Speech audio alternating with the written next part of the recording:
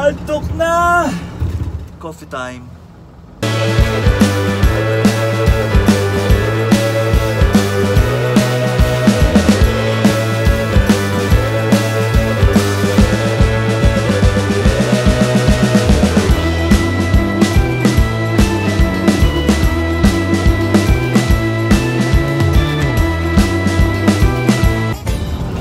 Okay, good morning guys. Pinoy Driver is here again para sa panibagong videos natin ngayon. So, anong oras na ba ngayon? It's 2:45 in the morning. Yan mga guys. This is really what I am working. So, ito talaga yung work ko. Ito ang pinakamahirap sa work. Gigising ka na maaga, magdadrive sa madaling araw. Papunta tayo ng Nagoya, especially sa Minato-ku. Nandun ako magdi-deliver ng mga i-deliver ko. So,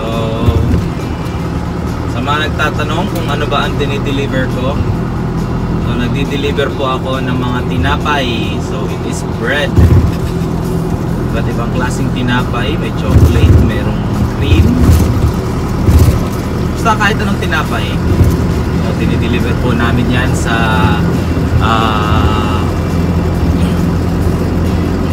mga supermarkets.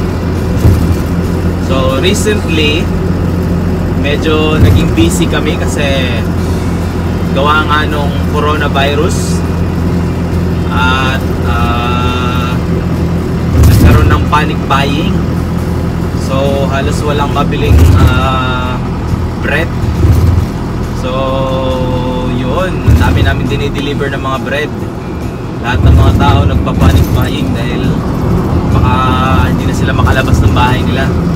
So nabilihan na sila ng mga pagkain. Ayun. Tapos pero ngayon medyo okay na kasi parang understand naman ng mga tao na hindi kailangan talaga mag-panic buying. Yun. Tapos tungkol sa coronavirus guys, ito talaga ang real situation dito. So as usual, normal pa rin, working pa rin, still working kahit na may coronavirus na lumalaganap ngayon. Trabaho pa rin tayo. Siyempre, kailangang mabuhay. Dito sa Japan, work is life talaga. So, kailangan magtrabaho, kumayod. Kasi kung wala kang trabaho, wala. Mahirap. Kawawa ka. Kaya kailangan magtrabaho dito. Guys, nung tungkol sa coronavirus, so recently dati meron akong isang dinideliveran ng hospital. So yung hospital na yon ay sinarado nila, kumbaga nilockdown nila yung hospital na yon kasi nga gawa nga dun dinadala yung mga may sakit na coronavirus, kung sino mang may sakit na coronavirus. Tapos hindi ko alam na sarado na pala yun kasi may susi ako eh. Nabubuksan ko yung pintuan ng hospital sa likod, bale. Tapos ayun, edi continuous na ako nag-deliver. Hindi naman nila sinabi kasi wala namang information kasi na bawal mag-deliver noon. Tapos after 3 days bigla na lang dumating sa office namin, sabi wag na daw ako mag-deliver dun sa hospital na yon kasi nga mayroon nga daw coronavirus. Sabi ko, hindi ko alam. Kaya yon. Pero okay pa rin ako guys, wala akong coronavirus. Baka isipin nyo may coronavirus. So, wala. Yun, tapos ngayon nga. So ngayon nagtatanong na yung mga kasamahan ko. Nandun ka pala 3 days.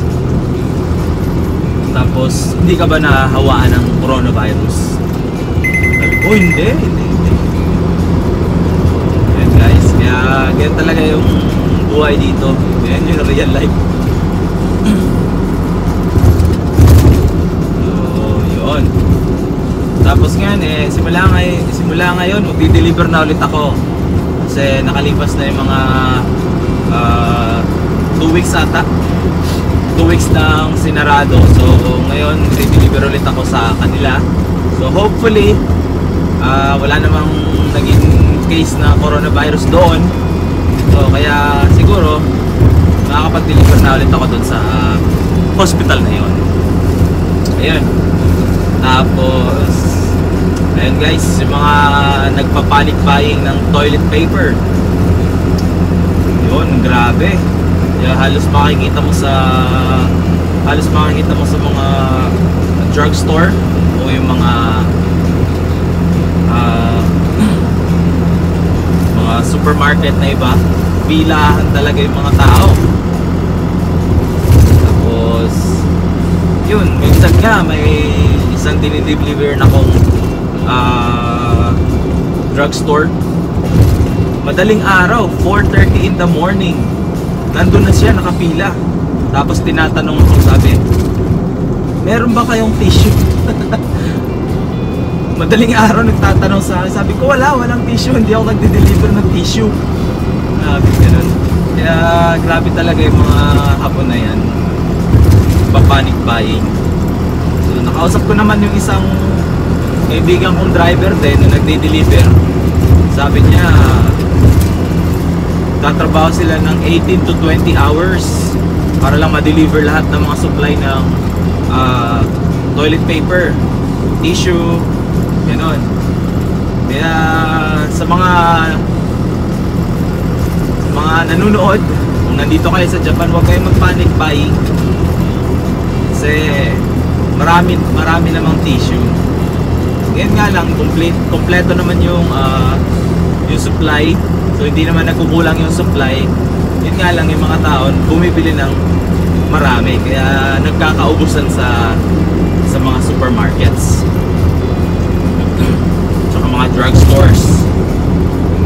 Yun, kaya guys, huwag tayong magpanik. Ang pinakamagandang solusyon dyan na gawin natin sa ngayon lumalaganap na coronavirus is, number 1, kailangan manalangin tayo. So let's pray na sana, let's pray to the Lord na sana yung coronavirus na yan magkaroon na ng lunas. At saka pangalawa, pag-pray din natin yung gobyerno, yung mga doctors, na sana magkaroon sila ng tawag na ito, system na para may ayos talaga yung mga may coronavirus. So yun guys, yun talaga number 1 na gawin natin, mag-pray. Kasi wala tayong magagawa dyan. Yun lang pinaka best solution natin, mag-pray. So pangalawa is that panatilihin natin na malinis yung ating paligid, yung ating katawan. So ano ba tawag doon? Proper hygiene. So proper hygiene, kailangan maghugas ng kamay, mag-toothbrush, lahat ng mga proper hygiene na ginagawa natin, especially sa kamay. Yung kamay natin is maraming hinahawakan yan. So every time na lumabas tayo, may mga alcohol dyan. So dito sa Japan, sa pagpasok pa lang ng pintuan, may mga alcohol dyan. So mag-alcohol kayo. At yung proper washing, kailangan maghugas. Tsaka iwasan yung ilapit yung kamay nyo sa muka, sa bibig. So yun, especially tayo mga Pilipino, di ba, nagkakamay tayo pag kumakain. So iwas-iwasan muna natin magkamay. Pwede rin naman magkamay, maghugas muna tayo. So yun, kasi nandyan yung mga bakterya, mga germs na yan. So hindi natin alam, baka sa mga hinahawakan natin, nakahawak pala tayo ng may virus. So yun guys, proper hygiene. So pangatlo, ano pa bang pwede nating maidagdag sa ating prevention para sa coronavirus? Magtanong, magpa-check up. Yun. So So kung ikay nakakaramdam na ng sakit o sinisipon o inuubo o nilalagnat, yung mga sintomas, kailangan natin magpa-check up. Kasi kung hindi tayo magpapa-check up, wala ibang makakatulong sa atin. So kailangan pumunta rin tayo sa hospital para magpa-check up. So para mabigyan ng lunas o mabigyan ng mga gamot. Kasi kung over the counter medicine lang, hindi natin alam kung ano talaga yung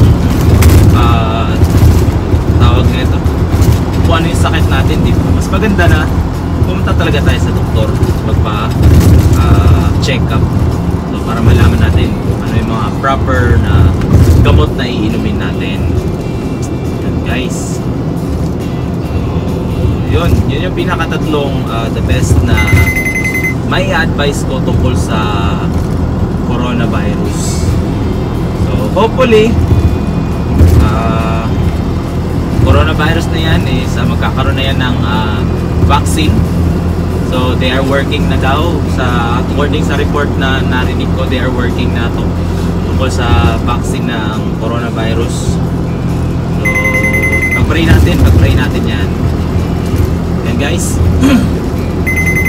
so enjoy nyo lang ang view dyan. So it's night driving. So ganito po ang night driving dito sa Japan. So enjoy!